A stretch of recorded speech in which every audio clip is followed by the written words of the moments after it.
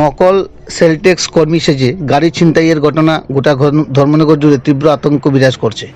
প্রকাশ্য দিবালোকে মালসহ গাড়ি ছিনতাইয়ের ঘটনার 24 ঘন্টায় পর গাড়ি উদ্ধার হলেও গাড়িতে থাকা মাল লাপাত্তা। পুলিশি ভূমিকায় অতিষ্ঠ ধর্মনগরবাসী।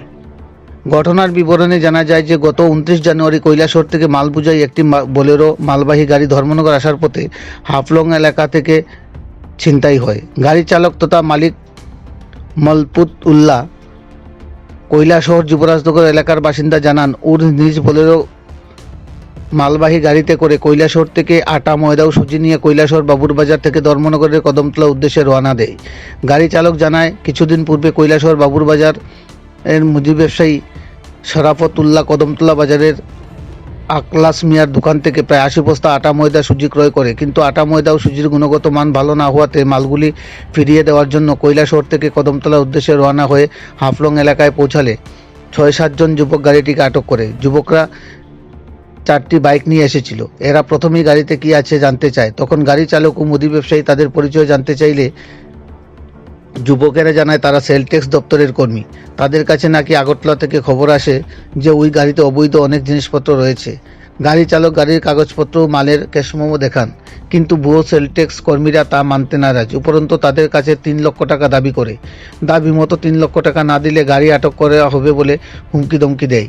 কিন্তু গাড়ি চালক এবং ব্যবসায়ী 3 লক্ষ টাকা দিতে অসম্মতি জানালে ভুয়ো সেলটেক্স দপ্তরের কর্মীরা গাড়ির চাবি চালক থেকে ছিনিয়ে নেয় এবং গাড়ি চালককে বেধড়ক মারধর করে।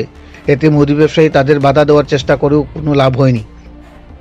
এরই মধ্যে সেলটেক্স দপ্তরের ভুয়ো যুবকরা গাড়িটি নিয়ে চম্পট দেয় এবং তাদের জানায় এরা যেন ধর্মনগর থানাতে এসে দেখা করেন। গাড়ি চালক ও মুদি ব্যবসায়ী থানাতে যোগাযোগ করে জানতে পারেন থানাতে মাল বোঝাই কোনো গাড়ি আসেনি। অবশেষে অনেক খোঁজাখুঁজি করে গাড়িটির কোনো হদিশ পায়নি। এরই মধ্যে 30 জানুয়ারি বেলা 3টা নাগাদ ধর্মনগর শহরের পদ্মপুর এলাকার স্থানীয় মানুষেরা সহযোগিতায় একটি পরিত্যক্ত জায়গা থেকে গাড়িটির খোঁজ মিললেও গাড়িতে থাকা আটা ময়দা সুজির বস্তা উধাও। এই ঘটনায় ব্যবসায়ী শরাফত উল্লাহ মানসিকভাবে ভেঙে পড়েন। তিনি বিষয়টি নিয়ে ধর্মনগর পুলিশের নিকট লিখিত অভিযোগ সহ খোয়া যাওয়া মাল উদ্ধার করে দিতে বিনম্র আর্জি জানান। প্রকাশ্য দিবালোকে সেলটেক্স কর্মী সেজে রাস্তা থেকে মাল বোঝাই গাড়ি ছিনতাইয়ের ঘটনায় গোটা উত্তর জেলা নয়, গোটা রাজ্য জুড়ে চাঞ্চল্য বিরাজ করছে। ধর্মনগর প্রতিনিধির রিপোর্ট, শ্যামলী ত্রিপুরা। আমরা কৈলাসর থাকি ওই আটা ময়দা লইয়া আইরাম ধর্মনগরের উদ্দেশ্যে। কেন ওইখানে এই মালটা তাইনের মাল, শরাফতুল্লাহ মাল, তাইনের মাল, তাই আমারে হয়েছে ওইটা মাল। এই মালটা ধর্মনগর দিয়ে মালটা রিটার্ন হইব আর এই মালটার চাউল লিয়া যাইব। কি মাল আসলো গাড়িতে? আটা ময়দা সুজিও আসিল। ওই মালটা রিটার্ন করিয়া চাউল লইয়া যাইব। আচ্ছা, এরপরে কি হয়েছে? আপলং আবার কি হয়েছে? আপলং আইসি আওয়ার পরে তারপরে 4টা বাইক লইয়া আমরা অফিসে 4টা বাইকে আমরা ফলো করে সিগন্যাল দিছে। আমি সিগন্যাল দেওয়ার পরে আমি দাঁড়াইছি, একটু আগে গেছি। যাওয়ার পরে তাইনে হয়েছে আমার একটু দাঁড়াও না, অসুবিধা কি দা, আমরা তো কাগজ ঠিক আছে, গাড়ির কাগজও ঠিক আছে, তারা কি লাগি সিগন্যাল দের দেখি। তখন খুব গাড়ি দাঁড়া করা হয়েছে। আমি দাঁড়া করানোর সাথে সাথে তোরা এই টান দিয়ে সময় গাড়ি চাবি নিয়েছে। চিনছেন নি খবর? না, আমি খেয়েও চিনছি না। এরপরে সাফি টান দিয়ে সাফি নিচে কি নেওয়া কইছে, গাড়িতে গেলাম। গাড়িতে কিতা আছে? বুঝছি স্যার গাড়িতে তো আটা ময়দা আছে। কই গাড়িতে গেলাম, মিছা কথা কষ্ট দিলে। গাড়িতে গেলাম, মোবাইল কইয়া মোবাইল আমার টান দিয়ে মোবাইল নিছে। তাইনেরও মোবাইল নিছে, তাইনেরও গাড়িতে গেলাম আছে দাঁড়িয়ে ধরে দিয়া। মোবাইল দিছে নি? মোবাইল দিছে একদম লাস্ট টাইমে। এরপরে গাড়ি কিতা করছে? আমার কথা শুনুন না, আমি কই পুরো ড্রেস কই।